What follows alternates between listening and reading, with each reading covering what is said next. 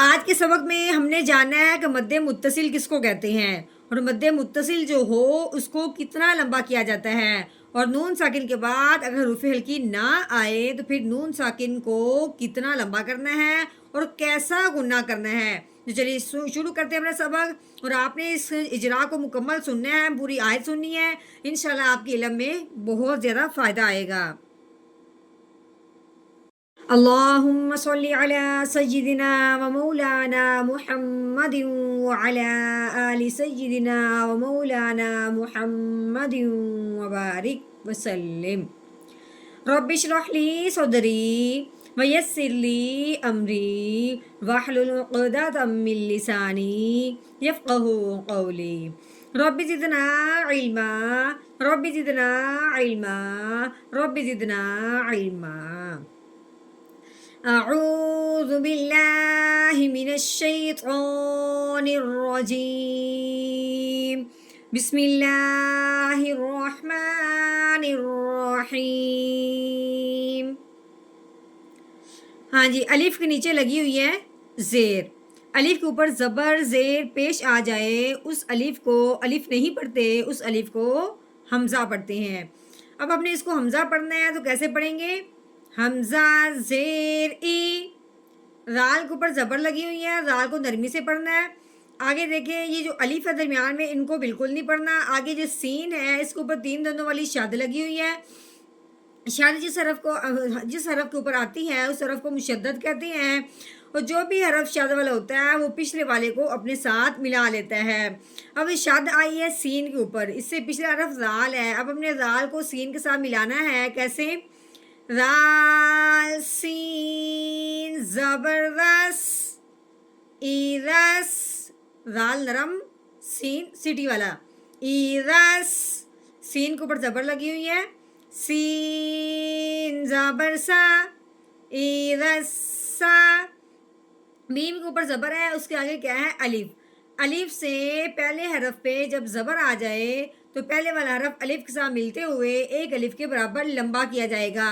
کیسے؟ میم الف زبر ما کر کے، اس کو ہم نے کرنا تھا ایک الف کے برابر لمبا، لیکن اس کے اوپر آ گئی مد۔ اب مد کی وجہ سے اس میم کو اب ہم نے الف کے ساتھ ملاتے ہوئے 3 الف کے برابر لمبا کرنا ہے۔ اس کے بعد دیکھیں مد کے فوراً بعد کیا آ گیا؟ حمزہ۔ حمزہ مد کے ساتھ جڑا ہوا ہے، ملا ہوا ہے، اسی کلمہ میں آیا ہے جس کلمہ میں مد لگی ہوئی ہے۔ مد کے فوراً بعد اگر حمزہ اسی کلمہ میں ہو اس مد کو مد متصل کہتے ہیں، یعنی کہ حمزہ جو ہے مد کے ساتھ جڑا ہوا ہے، ملا ہوا ہے۔ متصل کا مطلب ہی ملنا جڑنا ہوتا ہے۔ ہاں جی، اس حمزہ کے آنے کی وجہ سے اب مد کو اب ہم نے 4 الف کے برابر لمبا کرنا ہے۔ ٹھیک ہو گیا؟ کیسے؟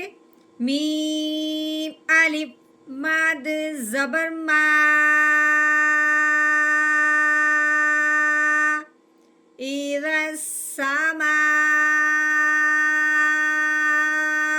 ٹھیک ہو گیا؟ حمزہ کے اوپر پیش ہے، آگے نون کے اوپر آ گئی جزم۔ ٹھیک ہے، الف ہم نے نہیں پڑھنا، نون کے اوپر جزم آنے کی وجہ سے نون ساکن ہو گیا۔ اب ہم نے کیا کرنا ہے؟ حمزہ کو نون ساکن کے ساتھ ملا دینا ہے۔ ٹھیک ہے، پھر ہم نے دیکھا ہے کہ نون ساکن کے بعد آگے فا جو ہے یہ حروف ہلکی میں سے کوئی حرف نہیں ہے، یعنی فا حروف ہلکی میں سے حرف کوئی بھی نہیں آتا، تو اس لیے اب ہم نے کیا کرنا ہے؟ نون ساکن پہ اخفا کا غنہ کر دینا ہے، کیونکہ اگر حروف ہلکی میں سے کوئی حرف نہیں ہے، فا آیا ہے، اس لیے اب ہم نے نون ساکن پہ غنہ کرنا ہے۔ کون سا؟ اخفا کا۔ ہاں جی، کیسے؟ حمزہ نون پیش اون، اذا السماء۔ ہاں جی، فا کے اوپر زبر ہے، تو کے اوپر بھی زبر ہے۔ ٹھیک ہے، اب ہم نے پڑھنا ہے فا زبر فا، تو زبر تو، فاتو، رو کے اوپر زبر، آگے تا جزم والی ساکن ہے، تا ساکن۔ اب ہم نے رو کو تا کے ساتھ ملانا ہے سکون کے ساتھ۔ کیسے؟ رو تا زبر روت، فاتو روت۔ ہاں جی، آگے آگے یہ جو گول دائرہ ہے یہ جب آ جائے تو کہتے ہیں وقف ہو گیا، آیت یہاں پہ ایک مکمل ہو گئی ہے۔ تو اب یہ وقف کی صورت میں جو آخر والا حرف ہوتا ہے اس کو کر دیتے ہیں ساکن، اگر وہ ساکن نہ ہو تو، یا تو پہلے سے ہی ساکن ہے۔ اب ہم نے کیا کرنا ہے؟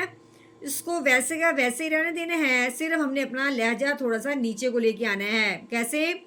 آگے وقف فَطَرَتْ فَطَرَتْ. ہاں جی، مکمل آیت کا ہم نے کیا ہے توڑ، اب ہم نے کرنا ہے مکمل آیت کا جوڑ، یعنی کہ روانگی کے ساتھ پڑھنا ہے. تو چلیے کیسے پڑھتے ہیں؟ اِذَا السَّمَاءُ فَطَرَتْ.